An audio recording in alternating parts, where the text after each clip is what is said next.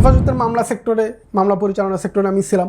আমরা দেখছি যতক্ষণ না আইন সচিব থেকে ক্লিয়ারেন্স আসে জামিন হয় না। তো ওই বিচারকে থাকার উপযোগী না। প্রথমত তাদেরকে সরাইতে হবে, তারপর জুলুমের বিচার করতে হবে, এরপরে আসেন আমরা শান্তিতে থাকি। আগে বিচার হতে হবে। আমার পরিবারের একজন হত্যা হওয়ার পর আমাকে বলা হচ্ছে আসেও গলায় গলা মিলে যাও। এটা মানবাধিকার না। আগে আওয়ামী ফেসিজমের সাথে যুক্ত লোকদেরকে শাস্তি দিতে হবে, এরপরে শান্তি আসবে সমাজ। এই সুশীলতা দেখাতে গিয়ে তাদেরকে শাস্তির ব্যবস্থা করা হয় নাই। এর প্রতিক্রিয়া কি হলো? এরা এখন উল্টো ছাত্রদেরকে হত্যা করতেছে।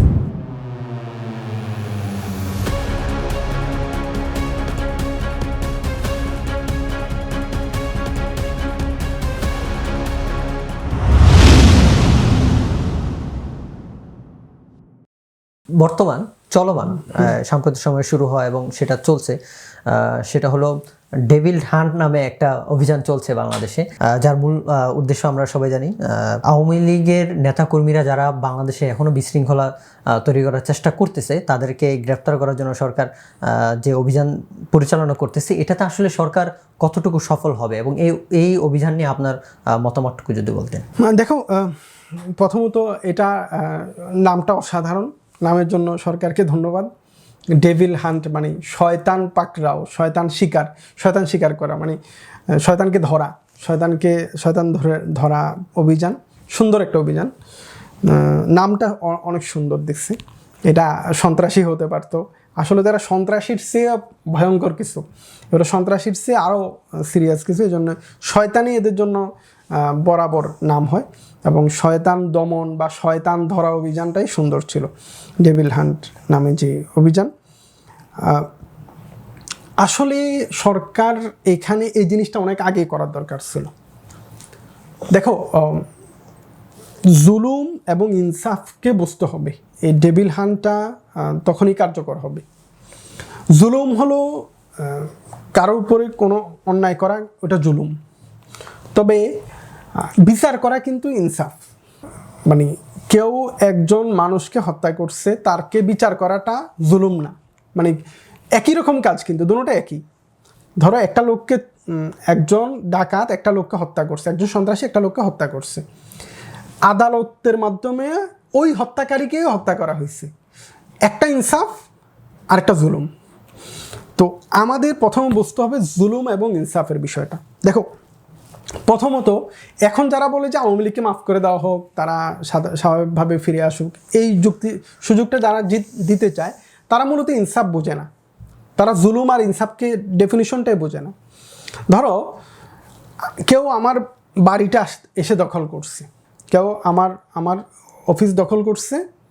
দখল করার পরে এখন আমি একজন বিচারকরা এসে বললো যে ঠিক আছে, ওকে, এখন আর ইয়ে করিও না, কোনো অন্যায় করার দরকার নেই, এখন শান্ত থাকো সবাই। তো এইটা কিন্তু মানে ইনসাফ হয় নাই। এটা শান্ত থাকা। এখানে শান্ত থাকা মানে হলো যারটা দখল হয়েছে তার উপর জুলুম করা। প্রথম কাজ হলো তাকে তার প্রাপ্যটা ফিরিয়ে দেওয়া। আমার বাড়ি দখল হয়েছে, আমার বাড়ি আমাকে ফিরিয়ে দেওয়া, এরপরে শান্ত হওয়া। এটা হলো ইনসাফ। এখন আওয়ামী লীগের সন্ত্রাসীরা অন্যায় করছে, জুলুম করছে, তাদেরকে এই অবস্থায় মানে ছেড়ে দেওয়াটা জুলুমের, এটা ইনসাফ না, এটা উল্টা জুলুম। এদেরকে ধরা, এদেরকে শাস্তির ব্যবস্থা করার পরে একটা শান্ত, যে এখন আসো মিলেমিশে থাকি, তখন ইনসাফ হবে।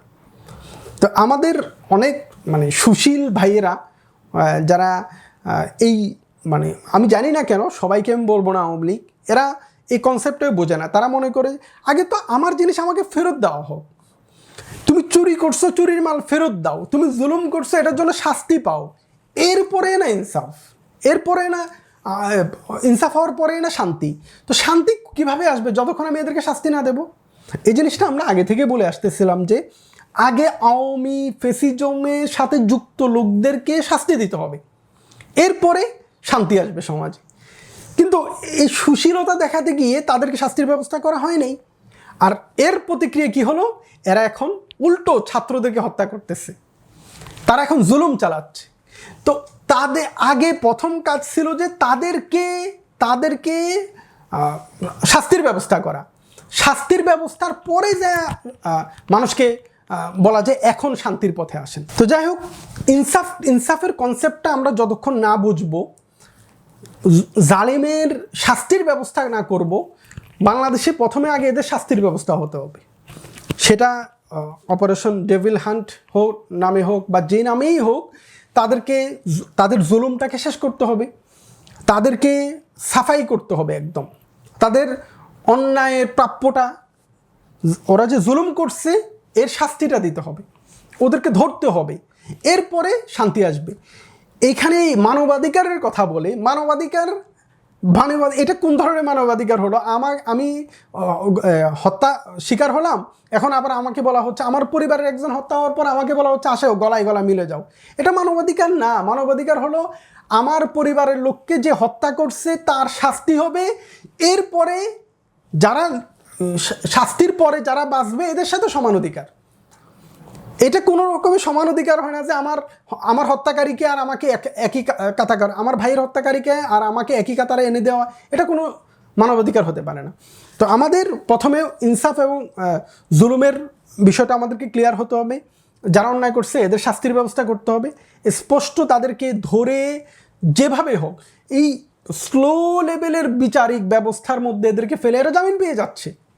কারণ এই যে বিচারক, নিম্ন আদালতের বিচারকরা বেশিরভাগই হলো সরাসরি, আমি হেফাজতের মামলা সেক্টরে, মামলা পরিচালনা সেক্টরে আমি ছিলাম, আমরা দেখছি যতক্ষণ না আইন সচিব থেকে ক্লিয়ারেন্স আসে জামিন হয় না, এজেন্সিগুলো থেকে ক্লিয়ারেন্স নিয়ে আসলে জামিন হয় না, বিচারকটা জামিন দেয় না। তো ওই বিচারকে থাকার উপযোগী না। প্রথমত তাদেরকে সরাইতে হবে, তারপর জুলুমের বিচার করতে হবে, এরপরে আসেন আমরা শান্তিতে থাকি, আগে বিচার হতে হবে। আর অপারেশন যেটা চলতেছে, আমি মনে করি সরকার, এটা গাজীপুর ইস্যু না, সারা দেশে এরা লুকিয়ে আছে, এদেরকে ধরতে হবে, বের করতে হবে, শাস্তির ব্যবস্থা করতে হবে, তখন সমাজে শৃঙ্খলা আসবে, এর আগে আসবে না।